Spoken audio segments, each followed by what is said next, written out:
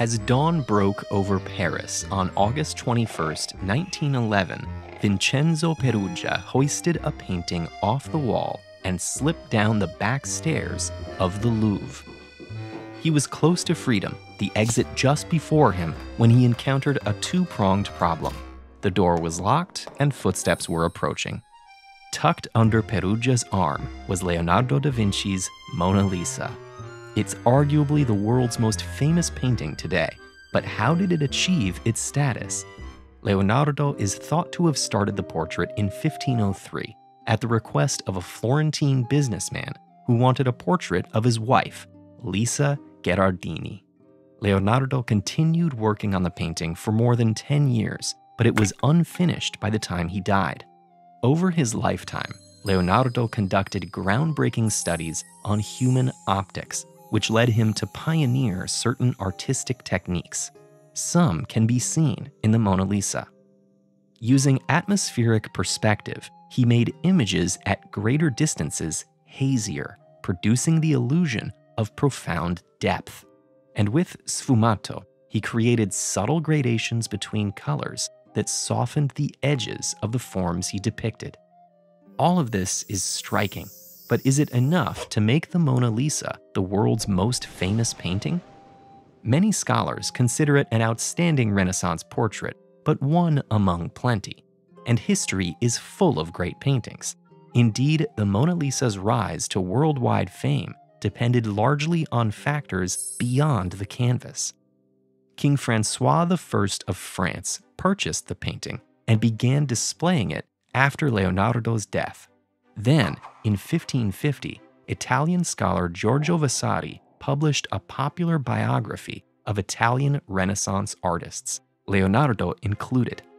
The book was translated and distributed widely, and it contained a gushing description of the Mona Lisa as a hypnotic imitation of life. Over the years, the Mona Lisa became one of the most enviable pieces in the French royal collection. It hung in Napoleon's bedroom and eventually went on public display in the Louvre Museum.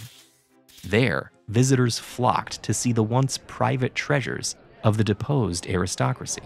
During the 1800s, a series of European scholars further hyped the Mona Lisa up, fixating to a conspicuous degree on the subject's allure.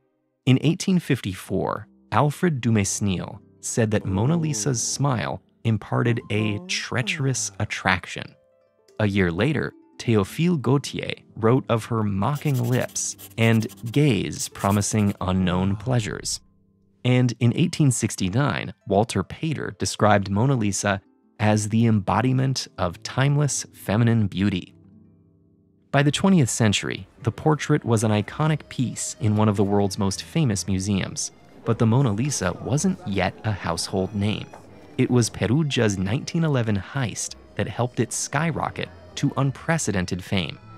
Having been contracted to make protective cases for the Louvre, it wasn't totally inconceivable for Peruggia to be locked inside the museum.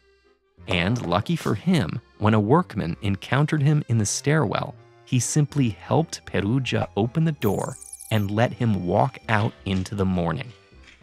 The theft made international headlines. People gathered to see the blank space where the Mona Lisa once hung.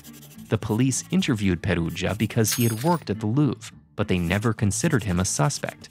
Meanwhile, they interrogated Pablo Picasso because of his connection to a previous Louvre theft, but eventually let him go.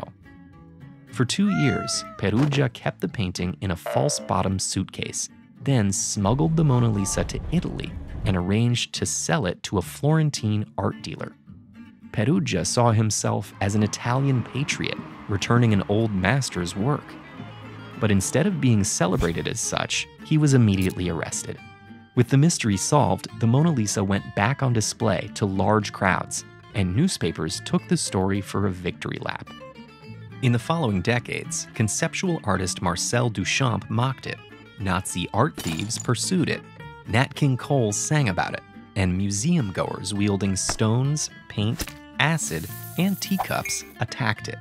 More than 500 years after its creation, eyebrows and eyelashes long since faded, the Mona Lisa is protected by a bulletproof, earthquake-safe case. Now, it stands perhaps less as an exemplary Renaissance portrait and more as a testament to how we create and maintain celebrity. The Mona Lisa was stolen one fateful time, but there's an artwork so coveted and influential that it's been hijacked over a dozen times, including once by Nazis. Get to know its high-drama, mystery-packed, 6th-century spanning story with this video.